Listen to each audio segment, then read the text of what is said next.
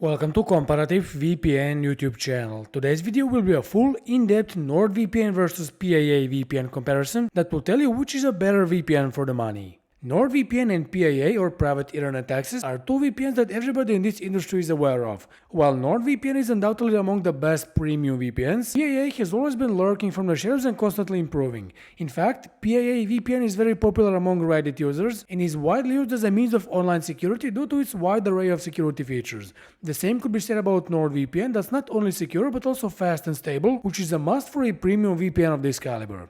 So it's pretty clear that we're comparing two very good and popular VPNs, which should result in an interesting battle between the two. However, we will declare the winner after we go through several categories, ranging from applications and security all the way to speeds, servers, and pricing. Before I start off my NordVPN versus Private Internet Access VPN comparison, please make sure you like this video, subscribe to our channel, and click on the bell icon to stay notified whenever we publish a new useful video like this one. Let's start this NordVPN versus PIA comparison by talking about applications and of course ease of use. Both VPNs offer decent device support, but NordVPN is undoubtedly better. You see, Private Internet Access supports the platforms you see on the screen with no routers, smart TV, Fire Stick TV, gaming consoles, Apple TV, etc. etc. NordVPN, on the other hand, supports everything you just saw with the addition of the platforms I mentioned. You can use it on every platform you want with the addition of 6 simultaneous connections on a single subscription. PIA supports 10 simultaneous connections, so it's better in this regard but lacks in device support. Let's talk about ease of use. These two VPNs look drastically different, and while NordVPN has this modern look with the world map on the right side, PIA went for a more simplistic design that's equally easy to use, even easier if you ask me. To connect to the server you want in NordVPN, you need to click once on the location of your choice. To do that on PIA, you need to click here to open the server list, click on the location you want, and then use the connection button. A bit more complicated than in NordVPN. What I like in PIA is how simple it is to use. And yes, I just said complicated, but bear with me. In the settings menu, all the features are laid in a simplistic manner. For instance, in the protocols menu, you know that you'll be able to choose from the VPN protocols, while in the privacy menu, you can assume that you'll find a kill switch. Options like split tunneling, multi-hop, and dedicated IP are split into separate menus, which I really like, making private internet access extremely easy to use. As I always say, NordVPN didn't do a great job when it comes to placing its features. I mean, why is this ad blocker CyberSec put in the general tab, while the choice of protocols is in the auto connect tab? And yeah, obfuscated servers are located in the Advanced tab, and in my opinion they should be at the top of the server list on the home screen. Thankfully, NordVPN offers separate options for a kill switch and split tunneling, which is a bit of a relief. So, who is the winner of this comparison? Well, NordVPN surely supports more devices but fewer simultaneous connections. While NordVPN looks better on all platforms, I found PIA a bit easier to use in general. Judging by that, I would say it's a draw. Next comparison, please. In terms of security, both NordVPN and PIA VPN flex their muscles to the fullest. Of course, they share some of the features, and these include military-grade or 256-bit encryption, a kill switch, split tunneling, and an ad blocker. NordVPN has this CyberSec and PIA has Maze. These are the ad blockers that block not only ads but also trackers and malware, and in my experience, both of them work really well. Now, what's the difference between the two VPNs? Well, for the start, I like NordVPN security slightly more. For instance, it has a double level kill switch. This means that you can use it on certain applications or on the system level, in which case, when the VPN connection is lost, you will lose general access to the internet to prevent accidental IP leaks. And if you use it on certain applications, the same will happen, but only the application will be cut out from the internet. Furthermore, NordVPN offers these onion-over VPN servers for browsing the dark web safely, along with P2P servers for torrenting, and of course, obfuscated servers for bypassing censorship in China, for example. By the way, private internet access doesn't work in China, and this is a huge minus when compared to NordVPN. What I really like is this NordLynx VPN protocol. This is the protocol based on WireGuard that PIA VPN has. While WireGuard is very fast, it had some security issues, which NordVPN fixed by making a proprietary protocol based on WireGuard. Don't get me wrong, I appreciate PIA's efforts into putting in this protocol, but NordLynx, along with ExpressVPN's Lightway, simply represents the best choices on the market currently. For me, even better than OpenVPN that both of these VPNs offer as well. In PIA VPN, I like the advanced features you get. For example, you can use PIA or custom DNS, request port forwarding, and even configure remote port and proxy. In proxy, you can choose Shadow SOCKS and SOCKS 5, both of which are great for overall security and privacy. While I'm here, I also must mention this multi-hop feature. feature. It allows you to route your traffic through multiple VPN servers that basically doubles your encryption and makes your connection untraceable by your internet service provider. This feature we can also find on Surfshark. Overall, I must say that both VPNs do an exceptional job at providing rock-solid security, with NordVPN having a slight edge due to the proprietary VPN protocol that raises the quality of this VPN significantly. Now, let's talk about privacy policies of these two VPNs. Right off the start, we can see that both VPNs offer a no-logs policy, which is of course great. NordVPN is based in Panama, while PIA is based in the United States. By the way, PIA VPN's parent company is now Cape Technologies, the same company that acquired CyberGhost and ExpressVPN. And yeah, the US jurisdiction is not great news for private internet access, because the US is not a privacy-friendly jurisdiction and is in fact known for global espionage and surveillance. But the good news is that PIA actually proved its no-logging practices several times when the authorities tried to get a hold of users' information only to find empty servers. It doesn't have an external audit per se, but this evidence is enough to bolster its claims. NordVPN, on the flip side, has an external audit by PricewaterhouseCoopers, which proved that NordVPN doesn't store any compromising logs except for mandatory billing information and email, which is necessary for your subscription and is deleted after you stop using NordVPN. PIA collects this information as well. So yeah, I won't bother you with all the tiny details. I did that in my reviews of these VPNs. It's clear that both of them offer stern and no logging policies, but because NordVPN has an official audit and offers slightly more advanced features, it is the winner of this part of NordVPN versus PIA comparison, making the score 2-1 for NordVPN.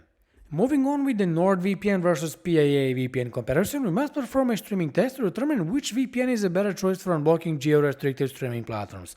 For this test, I will use Netflix US and BBC iPlayer.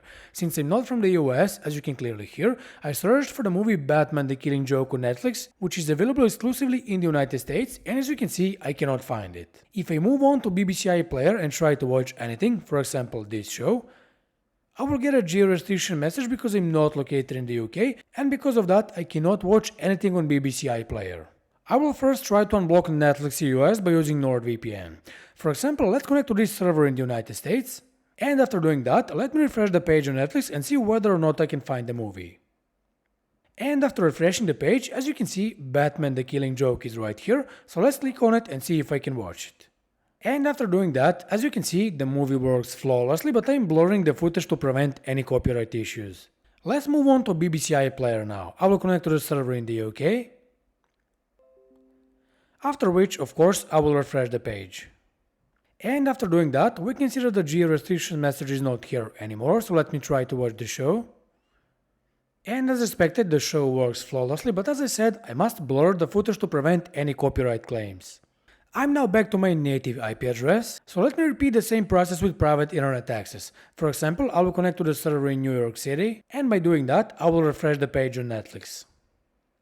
After refreshing the page, as you can see, the movie is right here, which means that Netflix US works. But let's try to watch it as always. And after doing that, sadly, you can see that private internet access doesn't work with Netflix, because you get a famous proxy error. Nevertheless, let's go back to BBC iPlayer. I will connect to the server in the UK, London, and with the established connection I have a UK IP address, so let me refresh the page. And now you can see that the geo-restriction message is not here, which should mean that PIA VPN works. But of course, let's try to watch this show. Once again, as you can see, the show really works flawlessly. After the streaming test, it's clear that NordVPN is a better VPN for streaming than private internet access. It managed to unblock both platforms in the test, while PIA did the test with a 50% score. The conclusion is rather simple. NordVPN wins here with a current score of 3-1. Now it's time to see how fast or slow PIA VPN and NordVPN are. I will start off this test by showing you my native internet speeds that you can clearly see on the screen. For the first speed test, I will use the server location close to me, which is in this case Bulgaria, and then I will use the US server, which is very far from me, to see how well VPNs perform when connecting to long distance servers.